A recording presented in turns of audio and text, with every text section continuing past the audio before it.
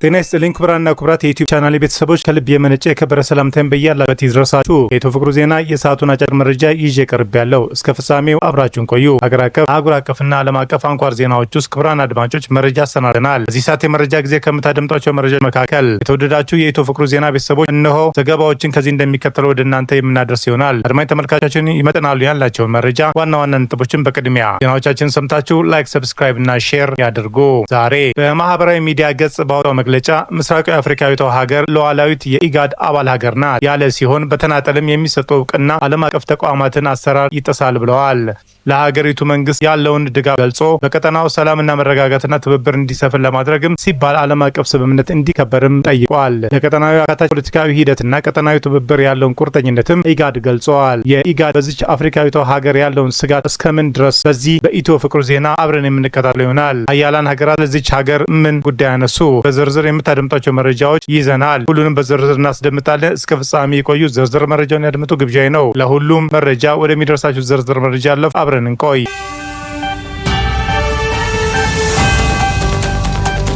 እስራኤል ለምስራቅ አፍሪካዊቷ ሀገር ሉዓላዊ ሀገርነት እውቅና ሰጠች። የምስራቅ አፍሪካ የልማት በይነ መንግስት ባለስልጣናት ኢጋድ እስራኤል ለሶማሌላንድ የሰጠችው የተናጠል የሉዓላዊነት ሀገርነት እውቅና የመንግስታት ድርጅትና የአፍሪካ ህብረት መርህ እንደሚጥስ ገለጸ። በተጨማሪም ከኢጋድ ስምምነት ጋር እንደሚጣረስም አሳውቀዋል። በማህበራዊ ሚዲያ ገጽ ባወጣው መግለጫም ሶማሌ ሉዓላዊ የኢጋድ አባል ሀገር ናት ያለ ሲሆን በተናጠል የሚሰጠው እውቅና የዓለም አቀፍ ተቋማትን አሰራር ይጥሳል ብለዋል። ለሶማሌ መንግስትም ያለውን ድጋፍ ገልጾ በቀጠናው ሰላምና መረጋጋትና ትብብር እንዲሰፍን ለማድረግ ሲባል ዓለም አቀፍ ስምምነት እንዲከበር ጠይቋል። ለቀጠናዊ አካታች ፖለቲካዊ ሂደትና ቀጠናዊ ትብብር ያለውን ቁርጠኝነትም ኢጋድ ገልጿል።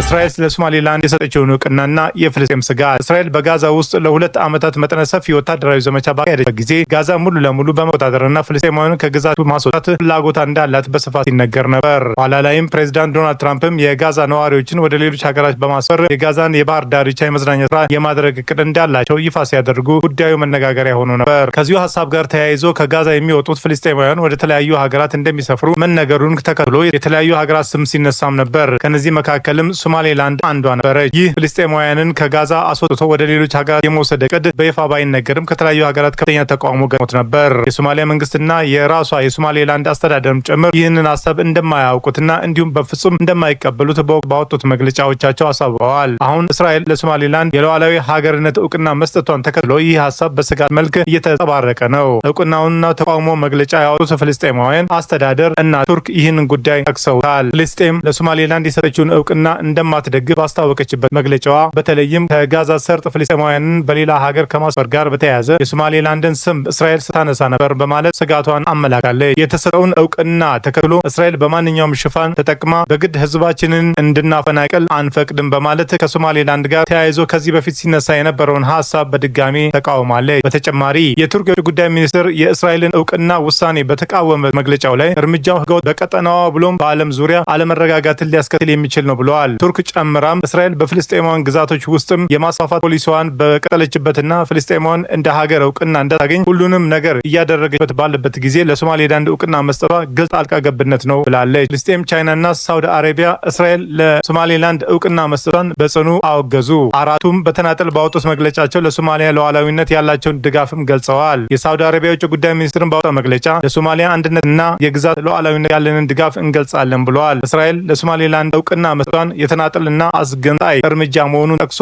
ዓለም አቀፍ ሕግን ይጻረራል ሲልም ኮንነዋል። ፍልስጤምም ለሶማሌላንድ የተሰጠውን እውቅና እንደማትደግፍ አስታውቃለች። በተለይ ከጋዛ ሰርጥ ፍልስጤማውያን በሌላ ሀገር ከማስፈር ጋር በተያያዘ የሶማሌላንድ ስም እስራኤል ታነሳ ነበር ሲል ፍልስጤም መግለጫውን አውጥታለች። እስራኤል በማንኛውም ሽፋን ተጠቅማ በግድ ህዝቦቹን እንዳታፈናቅል አንፈቅድም ብላለች። የሶማሊያ የቻይና ኤምባሲ በማህበራዊ ሚዲያ ባወጣው መግለጫ የሁለቱም ሀገራት የውጭ ጉዳይ ሚኒስትሮች በስልክ ውይይት እንዳደረጉ ጠቅሶ ለሶማሊያ ያለውን ድጋፍ ገልጸዋል። ቻይና የሶማሊያን ሉዓላዊነትና ብሔራዊ አንድነትና የግዛት ወሰን ትደግፋለች ሲሉም የኤምባሲው መግለጫ ያትታል። የእስራኤል ውሳኔ አለመረጋጋትን ያስከትላል። ቱርክ የሶማሊያ መንግስት ወዳጅ የሆነችው ቱርክም እስራኤል ለሶማሌላንድ የሰጠችውን የሀገርነት እውቅና በውጭ ጉዳይ ሚኒስትሯ በኩል ባወጣችው መግለጫ ተቃውማለች። የእስራኤል ውሳኔ የኔታንያሁን መንግስት በህገወጥ እርምጃ በቀጠናውና በዓለም አቀፍ ደረጃ አለመረጋጋትን ለመፍጠር ያለመ ሌላ ምሳሌ ነው በማለትም ለሶማሌላንድ የተሰጠውን እውቅና ቱርክ ተቃውማለች። ፍልስጤምም ጉዳዩን በማንሳት ይህ እርምጃ የቀጠለው የመስፋፋት ፖሊሲ እና ፍልስጤም እንደ ሀገር እንዳትታወቅ ሁሉንም ጥረት የምታደርገው እስራኤል በሶማሊያ ውስጣዊ ጉዳይ በግልጽ ጣልቃ ገብነት የሚያመላክት ነው ሲሉ መግለጫውን አውጥተዋል። ጨምሮም የሶማሊያና የሶማሌላንድ ክልል መጻኢ ዕጣ ፈንታን በተመለከተ የሚሰጠው ውሳኔ የሶማሊያንን ፍላጎት የሚያንጸባርቅ መሆን አለበት ብለዋል። በአፍሪካ ቀንድ ሰላምና ደህንነት አስፈላጊ መሆኑን የገለጸው የቱርክ የውጭ ጉዳይ ሚኒስትር መግለጫ ቱርክ የሶማሊያን የግዛት አንድነትና በጽኑ እንደምትደግፍ እና ከሶማሊያ ሕዝብ ጎን እንደምትቆምም ገልጻለች። የሶማሊያ ወዳጅ የሆነችው ቱርክም በኢትዮጵያና በሶማሊያ መካከል በሶማሌላንድ ምክንያት የተፈጠረውን አለመግባባት ያሸማገለች ሲሆን ባለፉት 2 ዓመታት ውስጥም ከፍተኛ ምጣኔ ሀብታዊና ወታደራዊ ስምምነትም ከሶማሊያ መንግስት ጋር ማድረጓ ይታወቃል።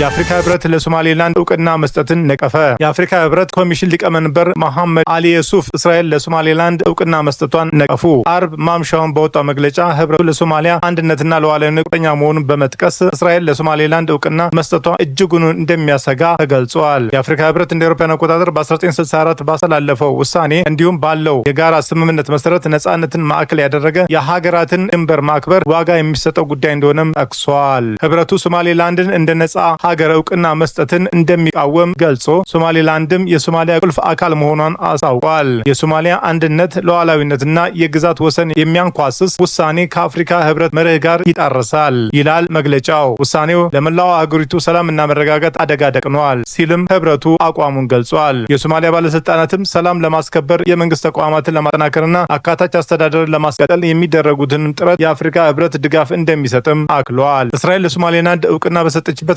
በሰዓታት ውስጥ የግብጽ የውጭ ጉዳይ ሚኒስትርም ከሶማሊያ ከቱርክና ከጅቡቲ አቻዎቻቸው ጋር የስልክ ውይይት አድርገዋል። በውይይቱም የእስራኤል ውሳኔ በአፍሪካ ቀንድ አካባቢ ያለውን ውጥረት ያባብሰዋል በማለት ስጋታቸውን መግለጻቸውም ተዘግበዋል። የግብጽ የውጭ ጉዳይ ሚኒስትር ባወጣው መግለጫ እስራኤል ለሶማሌላንድ እንደ ሉዓላዊ ሀገር እውቅና መስጠቷ የአራቱ ሀገራት ባለስልጣናት ሙሉ ለሙሉ ውድቅ በማድረግ አውግዘውታል ብለዋል። በተጨማሪም ሀገራቱ ለሶማሊያ ሉዓላዊና ግዛት አንድነት ያላቸውን ድጋፍ በማጠናከር በተናጠል የሚወሰዱ እርምጃዎች የሶማሊያን መረጋጋት በማናገት ልዩ አካላትን የሚፈጥሩት ነው ሲል አስጠንቅቀዋል። ይህ ለአንድ ሉዓላዊ ሀገር ግዛት እውቅና መስጠት ከዓለም አቀፍ ሕግና ከተባበሩ መንግስታት ቻርተር አንጻር ያልነበረ ሁኔታ የሚፈጥር ነው በማለታቸውን መግለጫው ጠቅሷል። ኔታንያሁ ለሶማሌላንድ የሰጡት እውቅና ይፋ ሲያደርጉ ምን አሉ? የሶማሌላንድ ሪፐብሊክ ነጻና ሉዓላዊ ሀገር መሆኗን በይፋ እውቅና የሚሰጠው ውሳኔ ባለፈው አርብ ይፋ አድርጌያለሁ። ከውጭ ጉዳይ ሚኒስትር ሳር ከሶማሌላንድ ሪፐብሊክ ፕሬዝዳንት ጋር በመሆንም የተስማማንበት የጋራ ውሳኔ ተፈራርመናል። ይህ ውሳኔ በአብርሃም ስምምነት መሰረት በፕሬዝዳንት ትራምፕ አነሳሽነት የተፈረመ ነው። የሶማሌላንድ ፕሬዝዳንት ዶክተር አብዱርሃማን ሞሐመድ አብደላ እንኳን ደስ አሎት እያልኩኝ በአመራራቸው መረጋጋትና ሰላም ለማምጣት ያላቸውን ቁርጠኝነትና ቁቴን እገልጻለሁ። ፕሬዝዳንቱ በእስራኤል ይፋዊ ጉብኝት እንዲያደርጉም ግብዣ አቅርቤያለሁ። ፕሬዝዳንቱም ለዚህ ታሪካዊ ውሳኔ ምስጋናቸውን አቅርበዋል። ሽብርተኝነትን በመዋጋትና ለቀጠናው ሰላም ላስገኙት ውጤትም አድናቆታቸውን ገልጸዋል። ለውጭ ጉዳይ ሚኒስትር ሳር፣ ለሞሳድ ኃላፊ ዴቪድ ባሪን እና ለሞሳድ ለዛሬው ውሳኔ ላበረከቱት አስተዋጽኦ ምስጋናዬን አቀርባለሁ። ለሶማሌላንድ ህዝብም ስኬት፣ ብልጽግናና ነጻነትን እመኛለሁ። የእስራኤል መንግስትም ከሶማሌላንድ ሪፐብሊክ ጋር በእርሻ፣ በጤና፣ በቴክኖሎጂና በምጣኔ ሀብትም በኩል ያለውን ግንኙነት በአስቸኳይ ለማስፋት አቅደዋል።